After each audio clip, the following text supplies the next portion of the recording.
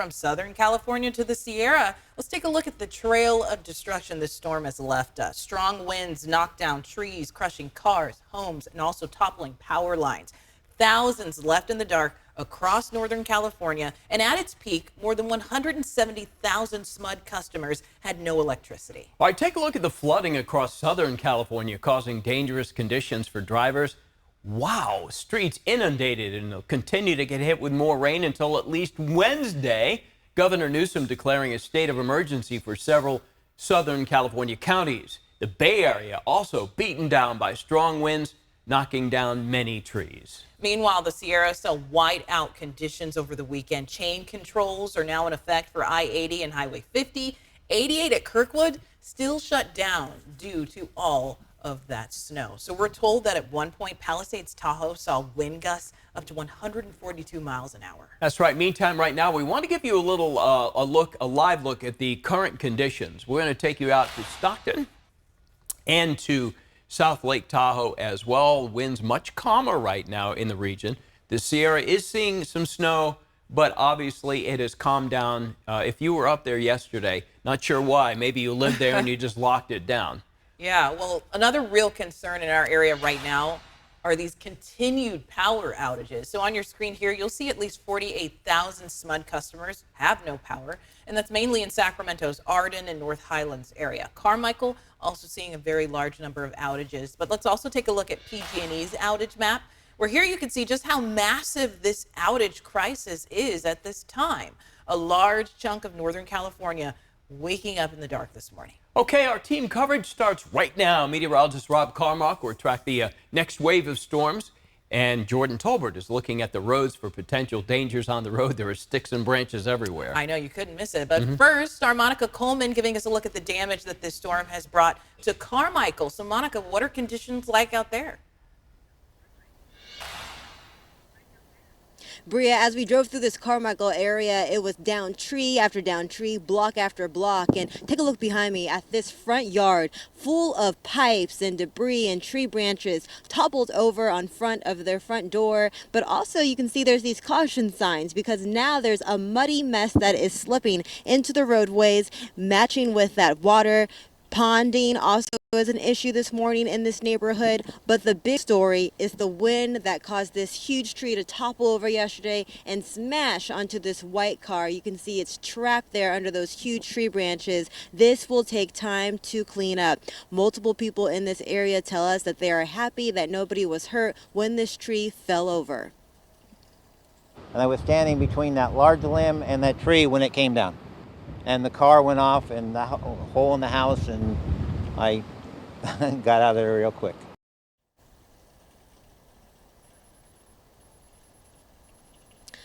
The good news this morning is that the lights are on here in this Carmichael neighborhood. We've seen multiple people waking up this morning, turning on their lights, but as the sun comes up, that daylight will really show the damage left behind here in the neighborhood. And also, it's just been really hard to get any drainage here because of all the debris that is clogging up the drains here. So with the rain continue to come down this morning, we are seeing really slick roads here. So if you are waking up in Carmichael or anywhere across the region, you need to take it slow because you will be running into tons of downed trees and just a mess everywhere.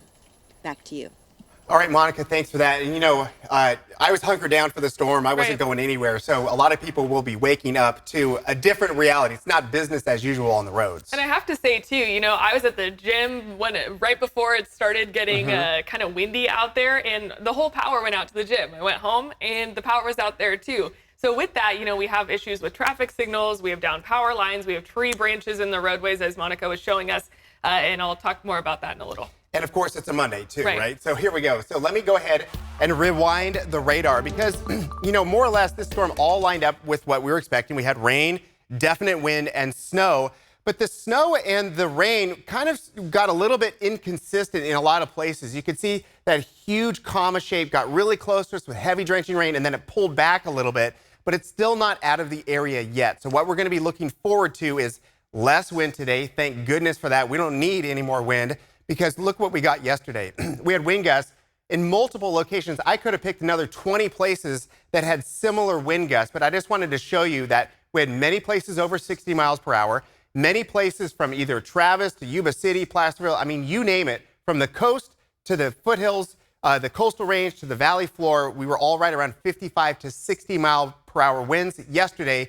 But today it's all about getting the power back on. With less wind, this is our best opportunity and the crews to do that. But we're still not done with rain. We've got spotty showers. We've got thunderstorms still on tap through the course of today, along with more Sierra snow. Of the two, the snow is going to be more consistent with an additional foot or more of snow. Now, temperatures are in the 50s.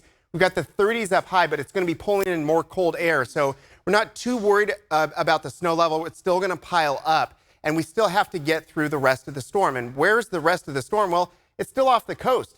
You can still see that core is in far northern California, kind of stalled out a little bit. And until it makes a move, which it will later on today, we're going to be dealing with spotty on and off showers, thunderstorms, and also some clearing as well. So just plan on that, kind of how it went yesterday, but imagine with a whole lot less wind. That's how the rest of your day is going to go today. So Jordan, on the roads, it was very inconsistent as far as what you were going to experience, if you're going to have power on or off. And really, it's a lesson learned in how to handle navigating a four-way stop without power. Right, exactly. And I actually want to show everybody this video. We got this in this morning here, and you can see it on your screen.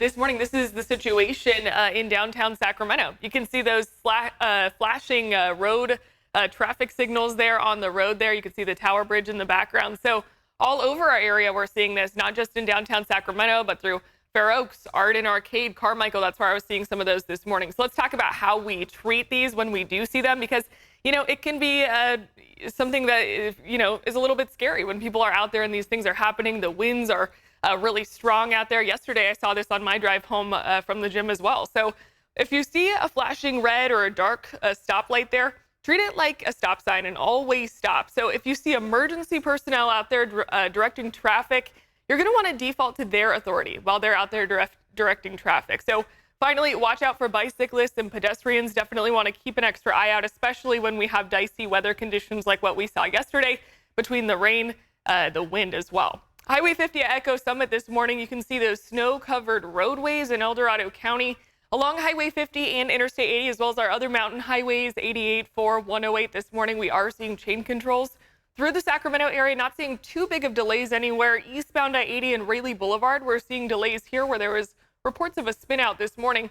And finally, I'll leave you with these drive times here this morning. Not seeing major delays on interstates, but Rob, the big thing here that we're continuing to see on the roads is definitely localized flooding, as Monica was showing us around the drains. We could see issues, ponding, as well as tree limbs in the roadways as well. Yeah, the bottom line is you're not just going to wake up and go to work or school like a normal day. We've got a lot of aftermath to get through, so be kind, cautious, and courteous, and you're going to get there. All right, Bria.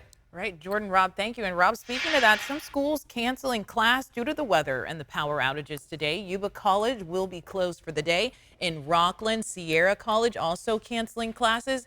And up in the Sierra, the Tahoe Truckee Unified School District has canceled all classes due to the snow. And attention, Sacramento light rail commuters. SacRT says they are suspending services today as well. They say because of damage caused to the rail system and the ongoing outages, light rail services will not begin today.